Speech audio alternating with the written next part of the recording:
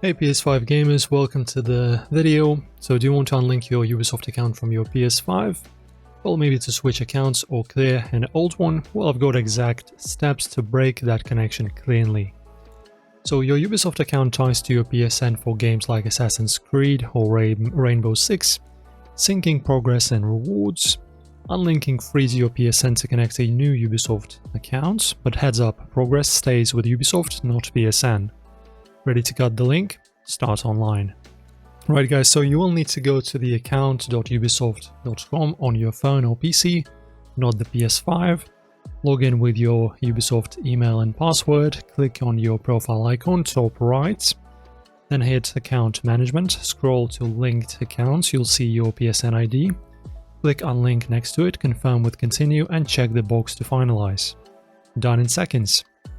Guys, that's pretty much it. If you enjoyed this video and it was helpful to you and insightful, consider following our channel by subscribing and hitting the thumbs up button. Thanks for watching, see you in the next one.